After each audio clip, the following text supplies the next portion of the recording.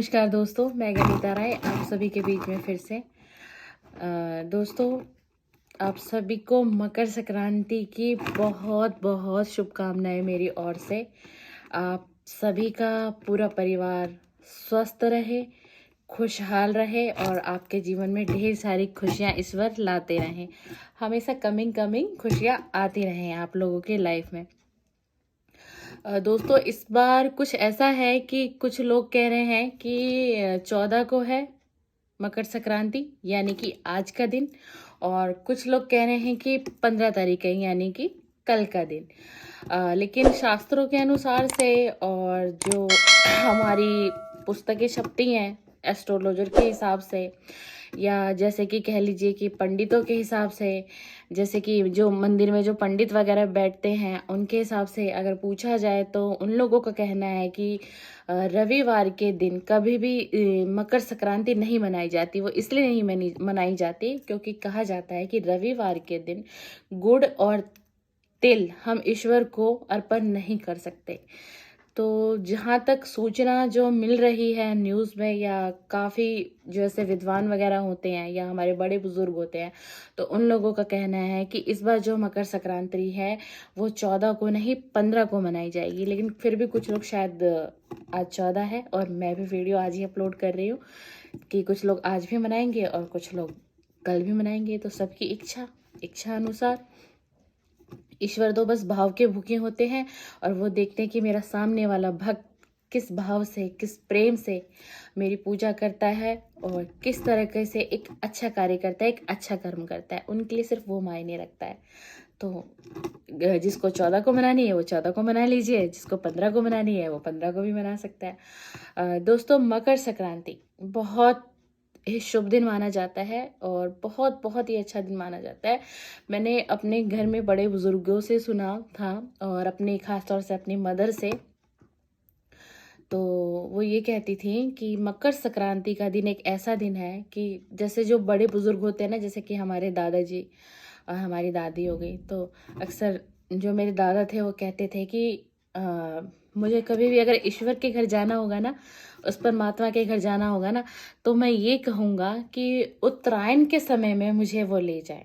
तो उस टाइम हम बच्चे थे तो थोड़ा सा लगता था पता नहीं क्या बोल रहे हैं, समझ में नहीं आ रहा बिल्कुल भी। तो उनका कहने का अर्थ ये था कि जो मकर संक्रांति का दिन होता है, उत्तरायण का जो समय होता है, आप सभी ने महाभारत तो देखी होगी, आप सभी ने महाभारत देखी होगी ना। उसमें जो भीष्म पितामह होते हैं, भीष्म पितामह को ब्रह्म देवता से एक ऐसा वरदान मिला हुआ होता है कि वो उनकी तपस्या से, उनकी पूजा पाठ से और उनके एक अच्छे कर्म से, क्योंकि भीष्म पितामह ने अपने जीवन में बहुत बहुत त्याग दिया, बहुत कुछ त्याग दिया उन्होंने, सिर्फ एक अपने पिता की खुशी के लिए, अपनी माँ की खुशी के लिए। और भीष्म पिता की जो माँ होती हैं वो है हमारी गंगा देवी। इस मकर संक्रांति का गंगा स्नान से क्या ताल्लुक है वो भी अभी आपको बताऊंगी। तो भीष्म पितामह जो होते हैं उनकी जो माता जी होती हैं वो होती है गंगा देवी।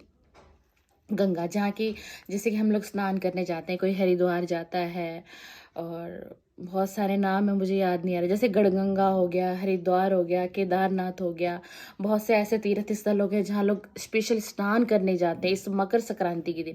मकर संक्रांति के दिन गंगा स्नान का एक बहुत बड़ा महत्व है और गंगा स्नान का इस मकर संक्रांति से क्या महत्व है वो अभी आपको मेरी वीडियो देखते देखते समझ में आ जाएगा। तो भीष्म पितामह को ब्रह्म देवता से ये वरदान मिला हुआ होता है कि भीष्म पितामह जब शरीर का त्याग होगा, यानी कि उनकी जब मृत्यु आएगी, जब तक भीष्म पिता की मृत्यु उनके पास भी नहीं आ सकती, जब तक कि भीष्म पिता की खुद की इच्छा ना हो कि अब मैं अपने शरीर का त्याग करूं, अब मैं अपने शरीर को छोड़ सकता हूं, अब मैं इस धरती से इजाजत ले सकता हूं, इस मनुष्य योनि से इजाजत ले सकता हूं और देवलोक भूमि को प्रस्थान कर सकता हूं। चाहे हर किसी को कर्मों के हिसाब से, किसी को नर्क लोक भी मिलता है, किसी को स्वर्ग लोक भी मिलता है। देवलोक का मतलब ही स्वर्ग लोक ही होता है। तो ये वरदान भीष्म पितामह को मिला हुआ होता है। तो भीष्म पितामह इस मकर संक्रांति के दिन, इस उत्तरायण के समय में भीष्म पितामह अपने शरीर को, अपने देह को छोड़ देते हैं, अपने प्राणों का त्याग करते हैं और वो उनकी इच्छा के अनुसार एक पूरी दुनिया में, पूरे ब्रह्मांड में एक भीष्म पितामह ऐसे होते हैं जिनको एक ऐसा वरदान ईश्वर के द्वारा मिला होता है कि वो अपनी इच्छा, जब उनकी इच्छा होगी तभी उनकी मृत्यु निश्चित होगी, अर्थात तो उनकी मृत्यु धरती पे लिखी हुई नहीं थी।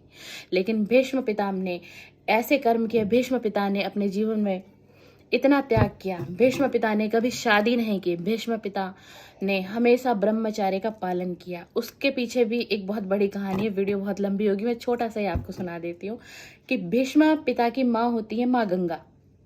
जो भीष्म पिता के पिता होते हैं उनकी 2 पत्नियां होती हैं। जो गंगा देवी होती है उनसे जन्म लेते हैं भीष्म पितामह हमारे, ठीक है। तो ये इधर से भीष्म पिता का जन्म हुआ माँ गंगा के द्वारा। और जो उनकी दूसरी पत्नी होती हैं वो भीष्म पिता, जब गंगा माँ भीष्म पिता को उनके पिता अपने पति को, गंगा माँ अपने पति को ये वचन देती हैं कि हे स्वामी कि जब आपका पुत्र 25 से 26 वर्ष का हो जाएगा तो आपका पुत्र आपको स्वयं मिल जाएगा, मैं आपको पुत्र दूंगी। और भीष्म पिता का भी जन्म गंगा माँ की जो धरती, जो पानी होती है, उससे उनका भीष्म पिता का जन्म होता है। उसके बाद जब भीष्म पिता को गंगा माँ अपने पति को सौंपने की, वो पति जो होते हैं एक बहुत बड़े राजा होते हैं, जब वो उनको सौंपने को करती हैं तो उनको सौंप देती हैं भीष्म पितामह को, और वो उनको अपने पुत्र यानी कि भीष्म पितामह को राजमहल में लेके जाते हैं कि अब ये मेरा पुत्र है, ये मेरा राजपाट संभालेगा, ये मेरा कार्यभार संभालेगा आगे का। तो जो उनकी पत्नी होती है वो भीष्म पितामह को स्वीकार नहीं करती हैं, बिल्कुल भी स्वीकार नहीं करती है। अब भीष्म पितामह यहाँ क्या त्याग करते हैं सुनते रहिएगा। भीष्म पितामह संकल्प लेते हैं और अपने पिता को ये वचन देते हैं। उनको ये, भीष्म पितामह को ये महसूस होता है कि मैं कहीं ना कहीं अपने पिता के लिए कष्टदायक हो गया मेरे पिता का जीवन, मेरे पिता के जीवन में उथल पुथल हो गई मेरे आने से। तो वो ये प्रण लेते हैं कि वो आजीवन ब्रह्मचार्य का पालन करेंगे और वो शादी नहीं करेंगे। और पुराने जमानों में, प्राचीन काल में, शास्त्रों में ये लिखा गया है और आपने बहुत से ऐसे भव्य में देखा होगा, जो भी आप कुछ टेलीविज़न पे देखते होंगे, देखिएगा, महाभारत है, रामायण है, उस पर किस तरीके से कहा जाता है कि जब तक राजपाट है, वो हक नहीं दिया जाता कि जब तक वो एक विवाहित जीवन नहीं जीते तभी किसी को राजपाट दिया जाता है और उसका कार्यभार सौंपा जाता है। इसलिए भीष्म पितामह ये कहते हैं कि मैं आजीवन ब्रह्मचार्य का पालन करूंगा, मैं शादी नहीं करूंगा, मैं पारिवारिक सांसारिक जीवन बिल्कुल नहीं जीऊंगा, मैं अपने माता और पिता इनकी ही सेवा करूंगा। और बिल्कुल वो ऐसा ही करते हैं। उन्होंने पूरा आजीवन एक त्याग में बिताया। ये एक बहुत बड़ा त्याग किया उन्होंने। क्यों? उन्होंने इसलिए विवाह नहीं किया कि अगर वो विवाह करते तो वो राजपाट उनको संभालना पड़ता, वो राजमहल का सारे कार्य भार उनके कंधों पे आता, जो कहीं ना कहीं जो राजा की पत्नी थी उनको ये स्वीकार नहीं था, उन्होंने इसकी मंजूरी नहीं दी। तो इस मकर संक्रांति के पीछे ये बहुत बड़ी कहानी है। मैंने आपको बहुत शॉर्टकट में बताया क्योंकि वीडियो बहुत लंबी बन जाएगी और आप लोग बोर हो जाएंगे। तो जो हमारे भीष्म पितामह होते हैं वो मकर संक्रांति वाले दिन अपने देह का त्याग करते हैं, अपने प्राणों को अपने शरीर से अलग कर देते हैं और फिर वो जाते हैं देवलोक भूमि में, यानी कि उनको जो स्थान मिलता है ना वो सीधा स्वर्ग लोक में मिलता है। इसलिए जो हमारे बड़े बुजुर्ग हैं हमारे घर के, जो इस कहानी को जानते होंगे, जो इस कहानी के बारे में अच्छे से जानते होंगे, आपके भी मदर फादर बहुत अच्छे तरीके से अवगत होंगे, जैसे कि मुझे बताया गया मेरे बचपन में, जैसे कि मैंने अपने दादाजी से सुना, अपनी माता जी से सुना, तो इसलिए मुझे इसकी जानकारी थी, इसलिए आज मैंने आप लोगों से शेयर कर पाई इस चीज़ को। और बहुत मैंने ऐसे लोगों को देखा है, बुजुर्ग लोगों को देखा है कि कभी भी कुछ उनकी तबीयत खराब होती है, कुछ भी ऐसा होता है ना, तो वो सीधा यही कहते हैं कि कभी भी ऐसा हो ना तो हमारा वो समय आए। हम उत्तरायण के समय में अगर हमारी सांसें ली जाएंगी ना, अगर हम उत्तरायण के समय में हमारी सांसें रुकेंगी ना, तो हम सीधा स्वर्ग लोक का हमें स्थान मिलेगा, हमें स्वर्ग लोक मिलेगा, हम स्वर्ग में जाएंगे, क्योंकि उन लोगों को इसके बारे में पता है। और एक चीज़ और विशेष करिएगा, आज के दिन आप अगर आप कभी भी सूर्य को जल नहीं देते हैं, सूर्य देवता को अर्घ नहीं देते हैं, तो कम से कम मेरे दोस्तों आज के दिन सूर्य देवता को जल जरूर जरूर जरूर चढ़ाए। अगर आप उसमें कुछ भी नहीं डाल सकते, कुछ भी नहीं डाल सकते, फिर भी अगर आप डाल सकते हैं तो थोड़े से 4-5 चावल के दाने, जो आप कुमकुम का टीका यहाँ लगाते हैं वो थोड़ा सा टीका उसमें डाल दीजिए और सूर्य देव को जल अर्पण करिए और उनसे ये प्रार्थना करिए कि हे सूर्य देव, आज उत्तरायण का दिन है, आज मकर संक्रांति है, मैं आपको जल अर्पण करती हूँ या करता हूँ और मैं आपसे एक अच्छे स्वास्थ्य की कामना करता हूँ और मेरे परिवार में खुशहाली बनी रहे, समृद्धि बनी रहे, सुख बना रहे, कीर्ति बना रहे, मुझे ऐश्वर्य की प्राप्ति हो। आप ये करके सूर्य देवता को अर्घ आज के दिन जरूर दीजिएगा। बेशक आपने पूरे साल में कभी भी नहीं देते या आप इस चीज़ को नहीं मानते, लेकिन आप आज के दिन आप इस कार्य को जरूर करिएगा। आपको बहुत बहुत फ़ायदा मिलेगा इस चीज़ का, और फ़ायदा मिले ना मिले, सिद्धा भगवान की ब्लेसिंग सिद्धा आपको मिलेगी। एक चीज़ और, अब फिर आ गया यहाँ दान का महत्व। मेरी हर फेस्टिवल की वीडियो में मैं आपको बोलती हूँ ना, तो उसके पीछे एक लॉजिक होता है, इसलिए मैं बोलती हूँ। लेकिन आज मकर संक्रांति है, आज के दिन दान का महत्व दोस्तों बहुत बहुत बहुत ज़्यादा होता है। आप दिवाली में कर रहे हैं, आप होली में कर रहे हैं, आप लोहड़ी में कर रहे हैं, मैंने जितने भी आपको मैंने कहा न्यू ईयर पे करिए, पुराने साल में करिए, मैंने जो भी आपको बताया, कपड़े का दान करिए, कुछ भी करिए, लेकिन आज का दिन मिस मत करिएगा। आज का दिन अगर आपने अभी तक कुछ भी दान नहीं किया है, अपने जीवन में भी कुछ भी आपने अगर अभी तक कुछ भी थोड़ा भी अगर मेरे दोस्त दान नहीं किया है, तो कर लीजिए आज के दिन दान।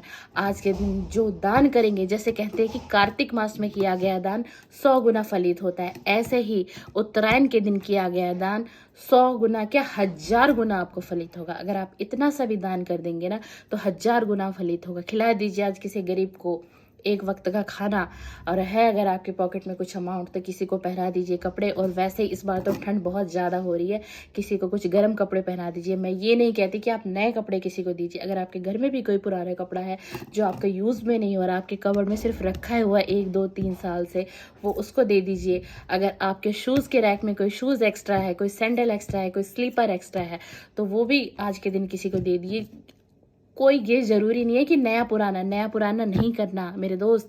किसी के तन पे आपने कपड़ा ढक दिया, किसी को सर्दी से बचा दिया, किसी के पैर में चप्पल दे दी, बेशक वो पुरानी थी, आपने बहुत कर दिया। और अगर है गुंजाइश, अगर आप कैपेबल हैं, आप कर सकते हैं, तो आज उत्तरायण के दिन अनाज का दान बहुत महत्व रखता है।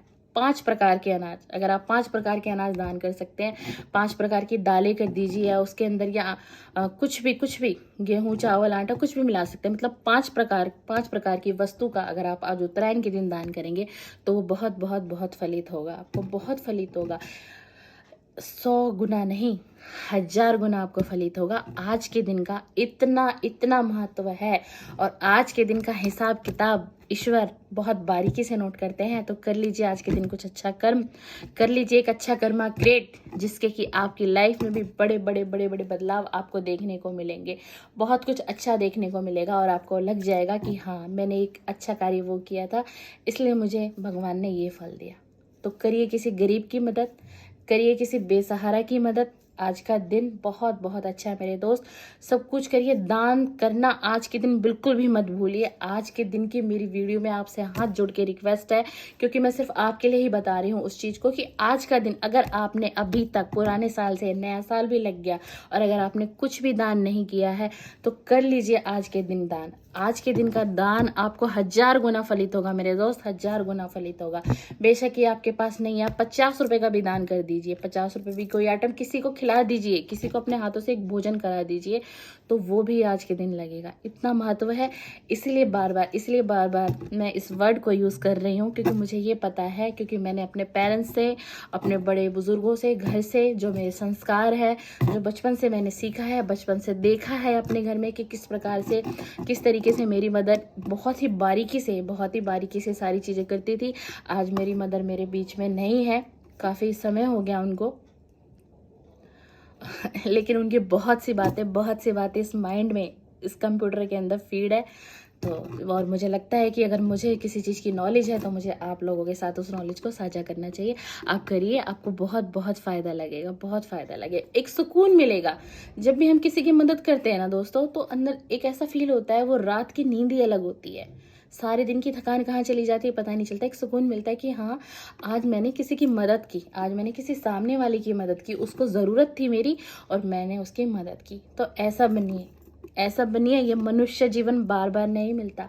अगर भगवान ने धरती पे भेजा है ना, तो कुछ करने के लिए भेजा है। अपने लिए तो आप कर ही रहे हैं, लेकिन आप समाज के लिए, मानवता के लिए, और जो आपके आसपास अगर कोई ऐसा इंसान है जो परेशान है, किसी परेशानी में, मैं ये नहीं कहती कि आप फाइनेंशियली हेल्प करिए, आप पैसे के अलावा भी ना बहुत सी मदद हो सकती है जो आप अपने दिमाग से कर सकते हैं, अपने दिल से कर सकते हैं। उस सामने वाले की मदद, किसी की ज़िंदगी आप बदल सकते हैं। इतना इतना ईश्वर ने आपको काबिलियत दी है, आप करिए तो सही, सब कुछ बदल सकते हैं। और अगर आप किसी दूसरे के लिए करेंगे ना, तो वो जो ऊपर बैठा हुआ है वो आपका किया हुआ कर्म कभी खाली नहीं होने देता। कर्मा इज़ बैक, कर्मा वापस जरूर आता है। अगर अच्छा करेंगे तो रिटर्न में अच्छा पाएंगे, अगर किसी के साथ बुरा करेंगे तो फिर आपके साथ भी बुरा ही होगा, क्योंकि कर्मा बैक ज़रूर होता है। इस बात का हमेशा ध्यान रखिए। तो करिए अच्छे काम।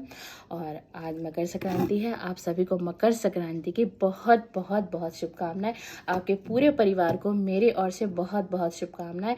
आपके घर में धन, ऐश्वर्य, कीर्ति, हर चीज़ परिपूर्ण तरीके से आए। और अगर कुछ आए, अगर कोई आपके डोर को नॉक करे, तो ईश्वर ब्लेसिंग दे, भर भर के ब्लेसिंग दे, भर भर के आपको खुशियाँ दे मेरे दोस्त। धन्यवाद। ना करते करते भी वीडियो लंबी बना दी है मैंने। थैंक यू, शुक्रिया, आपने अपना कीमती समय मुझे दिया। और दोस्तों, अगर मेरी वीडियो आपके दिल को छूती हो, आपको पसंद आती हो, तो प्लीज़ मेरे चैनल को सब्सक्राइब करिए, मेरी वीडियो को लाइक करिए, बना लीजिए मुझे अपने परिवार का हिस्सा और बन जाइए मेरे परिवार का हिस्सा। तो थैंक यू, धन्यवाद, शुक्रिया।